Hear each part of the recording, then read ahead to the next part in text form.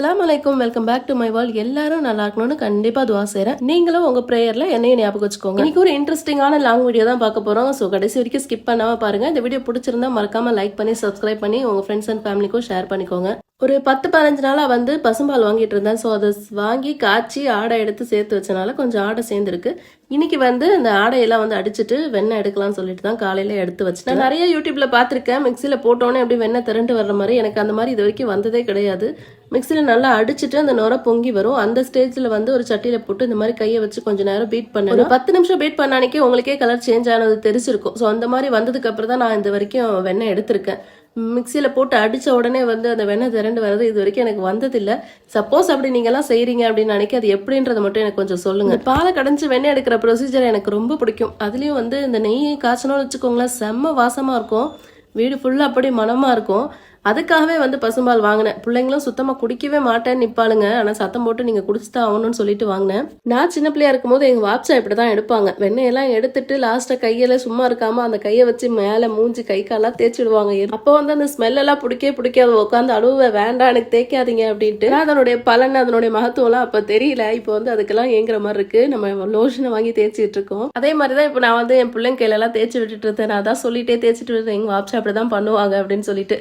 மொத்தமாக வந்து எனக்கு இவ்வளோ வெண்ணெய் தான் கிடச்சிச்சு. எண்ணெயை பார்த்தோன்னே என் பிள்ளைங்களுக்கு பொறுக்கலை. எனக்கு மொத்தமாக பட்டராகவே வச்சுருங்க, நெய்யெல்லாம் வேண்டாம் அப்படின்ட்டா.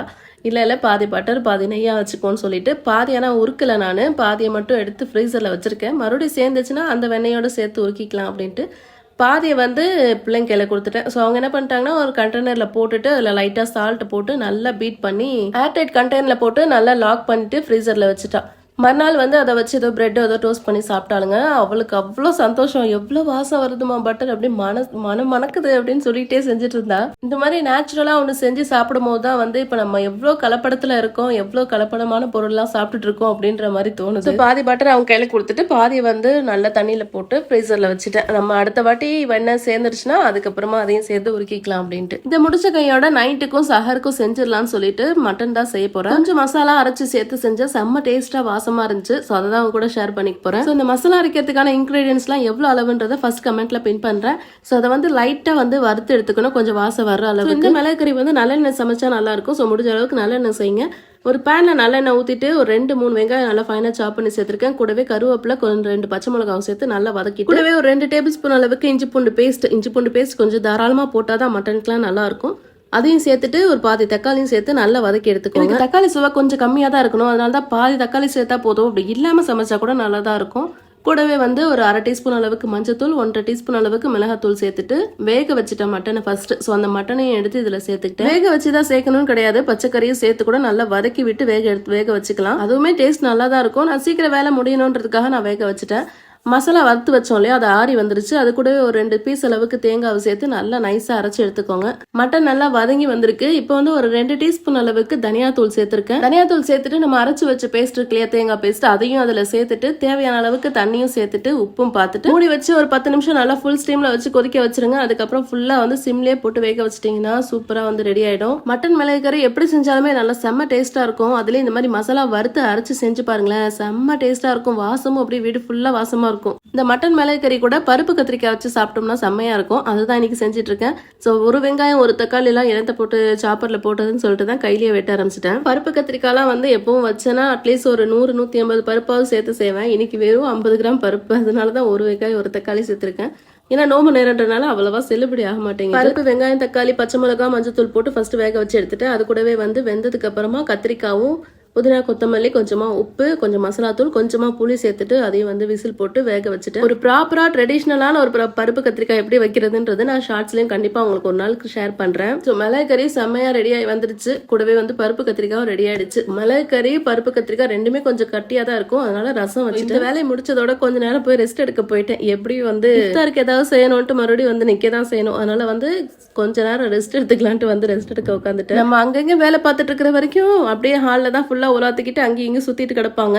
நம்ம எப்படா வந்து உட்காருவோன்னு பார்ப்போம், உடனே வந்து கட்டில் வந்து உட்காந்துருவாங்க. யாராச்சும் ஒருத்தர் கண்டிப்பாக வந்துருவாங்க. இவங்க என்ன செய்கிறாங்கன்னு பார்க்கறதுக்கு வராங்களா இல்லை ஏதாச்சும் கொடுப்பாங்கன்ட்டு வராங்களான்னு தெரியல. ஸோ இவங்க கூட கொஞ்ச நேரம் டைம் ஸ்பெண்ட் பண்ணிட்டு அப்படியே வந்து இஃப்தாருக்கும் என்ன செய்யலாம் அப்படின்னு யோசிச்சுக்கிட்டே இருந்தேன். நார்மலான டைமில் சமைக்கிறத விட இந்த நோம்பு டைமில் சமைக்கிறது யோசிக்கிறதும் ரொம்ப கஷ்டம். ஏன்னா வந்து நோம்பு 30 நாளும் நான்வெஜ் தான் இருக்கும். எப்பயாச்சும் தான் ஒரு காய்கறி சமைப்போம். நான்வெஜ்னு எடுத்துக்கிட்டா என்ன ஃபியூ ஐட்டம்ஸ் தான் இருக்கு. ஸோ அதையே மாற்றி மாற்றி இதை வைக்கணும், இந்த குழம்பு அப்படி வைக்கணும் அப்படின்னு யோசிச்சே முக்கால்வாசி டைம் போயிடும். சாப்பாடுன்னு மட்டும் இல்லாமல் இஃப்தாருன்னு ஒன்று இருக்கு இல்லையா, அதுக்கு வேற உட்காந்து யோசிக்கணும், அதையும் வேற செய்யணும். ஸோ கொஞ்சம் நோம்பு டைம்ல சமையல்றது கஷ்டம் தான். இஃப்தாருக்கு வந்து சீஸ் நகட்ஸ் கேட்டிருந்தாலுங்க. ஸோ அதனால வந்து ஃபர்ஸ்ட் உருளைக்கிழங்கு நல்லா வேக வச்சு தோல் உரிச்சு எடுத்துக்கிட்டேன்.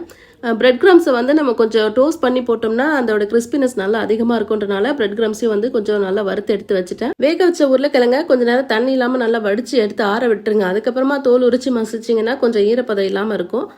நல்லா மசிச்சு எடுத்த உருளைக்கிழங்குல 1 டீஸ்பூன் அளவுக்கு மிளகுத்தூள், தேவையான அளவு சால்ட்டு, ஒரு 2 டேபிள் ஸ்பூன் அளவுக்கு மைதா மாவு சேர்த்துருக்கேன். ஸோ பைண்டிங் நல்லா வரணுன்றதுக்காக இதை நல்லா சேர்த்து நல்லா மிக்ஸ் பண்ணி எடுத்து வச்சுக்கோங்க. பீஸா சீஸ் பிளாக் இருக்குல்லையா, அதை வந்து ஃப்ரீசர்லேருந்து எடுத்து வெளியே வச்சிருக்கேன். ஸோ கொஞ்சம் ஃப்ரீஸ் போச்சுனா தான் அது நம்மளுக்கு கட் பண்ணுறதுக்கு ஈஸியாக இருக்கும். ஸோ அதை வந்து கட் பண்ணிட்டு நல்லா குட்டி குட்டி கியூபாக கட் பண்ணி எடுத்து வச்சுக்கிறேன். இது வந்து நம்ம வந்து செஞ்சுட்டு இப்படி வந்து ஸ்டோர் பண்ணி வச்சுக்கலாம் ஃப்ரீசரில். ஸோ அது ஒரு 1 வீக் அளவுக்கு நம்ம வந்து ஸ்டோர் பண்ணி வச்சு சமைச்சிக்கலாம், ஈஸியாக தான் இருக்கும். நான் வந்து ஒரு 2 வாட்டி செஞ்சுக்கலாம் அப்படின்ற அளவுக்கு தான் நான் செஞ்சிருந்தேன். சீஸ் எல்லாம் குட்டி குட்டி கியூபா கட் பண்ணி எடுத்துக்கிட்டேன்.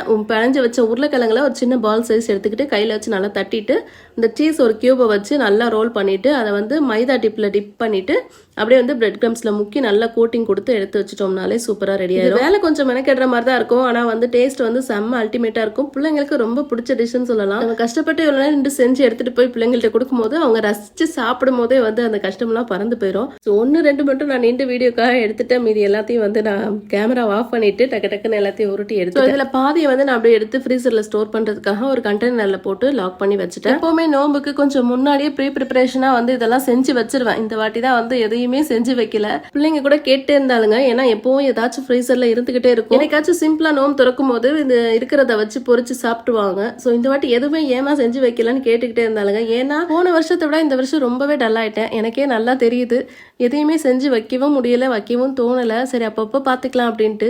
என்னடா நம்மளுக்கு வயசாயிடுச்சோ அப்படின்னு தோணுச்சு. அப்புறம் நானே யோசிச்சுக்கிட்டேன், வேலைக்கு வயசுக்கெல்லாம் சம்பந்தமே கிடையாது. ஏன்னா எங்க வாப்சா கண்ணெல்லாம் வந்து அவங்க கை கால் தடத்தோட இருக்கிற வரைக்கும் ஏதாச்சும் ஒரு வேலை பார்த்துக்கிட்டே தான் இருந்தாங்க. கொஞ்சம் ஹெல்த் கான்சியஸ் வேணும்னு நினைக்கிறேன். சுத்தமா வந்து ஹெல்த்துக்குன்னு எதுவுமே எடுத்துக்கிறதே இல்லை. அப்பா சமைச்சோம் சாப்பிட்டோம் அப்படின்ற மாதிரி தான் போயிட்டு இருக்கு. இன்ஷால்லா இந்த நோம்புக்கு அப்புறம் வந்து ஏதாச்சும் ஹெல்த்துக்குன்ட்டு கண்டிப்பா எடுத்தாகணும்ன்ற ஐடியால இருக்கேன். பொதுவாகவே நம்ம பெண்கள் அப்படிதான் இருப்போம். ஏன்னா நம்மளுக்குன்னு பார்த்து செய்யவே மாட்டோம், அடுத்தவங்களுக்குன்னு பார்த்து செய்வோம். நம்மளுக்குன்னு ஏதாவது செய்யணும்னா கூட இதை என்னத்தை போட்டு செய்யறதை இருக்கிறத வச்சு சாப்பிட்டுக்குவோம் அப்படின்ற மாதிரி தான் இருப்போம். அதோட விளைவு என்ன ஆகுது நினைக்கி ஓவர் டயர்ட்னஸ், எதுலையுமே இன்ட்ரெஸ்ட் இல்லை. கொஞ்ச நேரம் நின்றாலே வந்து ரொம்ப டயர்ட் ஆகுறது, படுத்து தூங்க மாட்டோமான்னு இருக்கிறது, அந்த மாதிரி தான் இருக்கு. எனக்காக இல்லைனாலும் இவங்களுக்காகவும் பிள்ளைங்களுக்காகவும் கண்டிப்பா வந்து ஹெல்த்துக்கு முக்கியத்துவம் கொடுத்து சமைச்சு ஆகணும்னு இருக்கேன். இன்ஷால்லா இதுக்கப்புறம் வரக்கூடிய வீடியோஸ்ல வந்து நம்ம அதை பார்க்கலாம். அதே மாதிரி நீங்களும் கொஞ்சம் ஃபாலோ பண்ணி உங்களுடைய ஹெல்த்தையும் நீங்க பார்த்துக்கோங்க. ஓகே, ஒரு வழியாக எல்லாத்தையும் வந்து ரெடி பண்ணி எடுத்துட்டேன். இஃப்தாருக்கு ரெடி பண்ணதெல்லாம் எடுத்து வச்சுட்டேன். பருப்புடையுமே கொஞ்சம் எக்ஸ்ட்ரா தான் போட்டு வச்சேன், மறுநாள் கொஞ்சம் ஈஸியாக இருக்குன்றனால அதையுமே ஒரு டப்பாவில் போட்டு ஃப்ரிட்ஜில் வச்சுட்டேன். எல்லாம் எடுத்து வச்சு நோம்பு திறக்கும் போது தான் சொல்கிறாங்க, என்னம்மா நான் கேட்டது ஒன்று நீங்கள் செஞ்சுருக்கிறது ஒன்று அப்படின்ட்டு. அதுக்கப்புறம் தான் எனக்கே மைண்டு கேட்டது, சீஸ் நக்கெட்ஸ் கேட்டிருந்தா நான் வந்து பார்த்தா சீஸ் பால் செஞ்சு வச்சிருக்கேன். எங்கே மறந்தேன் எங்கே விட்டேனே தெரியல. சரி ஏதோ சொல்லி சமாளிச்சு அன்னைக்கு வந்து சாப்பிட வச்சாச்சு. நைட்டுக்கு வந்து டின்னருக்கு மாசியானம் கூடவே வந்து ஆப்பம் தான் செஞ்சிருந்தேன். அப்போ வந்து ரொம்ப சிம்பிளான ஆப்பம் தான். ஆப்பத்துக்கு மாவு 1 கப் அரிசி, 1/4 கப் சோறு, ஒரே ஒரு கைப்பிடி அளவுக்கு உளுந்து நல்லா ஊற வச்சு நைஸா ஆட்டி புளிக்க வச்சு எடுத்து வச்சுட்டேன். வேற எதுவுமே சேர்க்கல. எப்பவுமே ஆப்பம் சுட்டுனா தேங்காய் பால், ரஸ்க்கு, முட்டை இதெல்லாம் சேர்த்து அரைச்சிதான் சுடுவேன். ஆனா இந்த வாட்டி எதுவுமே சேர்க்கல. வெறும் சோடா மாவு, உப்பு, ஒரே ஒரு டீஸ்பூன் அளவுக்கு சக்கரை சேர்த்து நல்லா மிக்ஸ் பண்ணி சேர்த்தேன். செம்ம சூப்பரா கிறிஸ்பியா வந்துருந்துச்சு. டேஸ்ட் மட்டும் தான் கொஞ்சம் டிஃப்ரெண்டா இருக்கும். தேங்காய் பால்லாம் சேர்க்கும் போது கொஞ்சம் ஒரு இனிப்பு டேஸ்ட் இருக்கும், அது மட்டும் கொஞ்சம் கம்மியா இருக்க மாதிரி இருக்கும். இஃப்தாருக்கெல்லாம் கொஞ்சம் ஹெவியா எடுத்தனால தேங்காய் பால்லாம் எதுவுமே சேர்க்கல. மாசியுமே வந்து வீட்டுல முடிஞ்சு போச்சு. தங்கச்சி கிட்ட தான் இருந்த கடன் வாங்கிட்டு வந்து தான் செஞ்சேன். சம்டைம்ஸ் இந்த வீடியோ எடுக்கும் போது ஒரு மேஜிக் மாதிரி பண்ணலான்ட்டு நம்ம ஏதாவது பண்ணுவோம், அப்பதான் செம்மையா சொதப்போம். மிக்ஸி ஜார் அப்படிதான் ஓப்பன் பண்றேன், ஓப்பனே ஆகல. சரி இதுவும் ஒரு சோதனை நினைச்சிட்டு நல்லா நைஸா மாசி தேங்காய்லாம் அரைச்சிட்டு வெங்காயம் தக்காளி வதக்கிட்டு அது கூடவே கொஞ்சம் மிளகாத்தூள், உப்பு போட்டு வதக்கி, வெங்காயம் தக்காளி உப்பு மிளகாத்தூள் போட்டு வந்து நல்லா வதக்கி எடுத்துக்கணும். ரோஸ்டா வதக்கி எடுத்துட்டோம்னா டேஸ்ட் நல்லா இருக்கும்.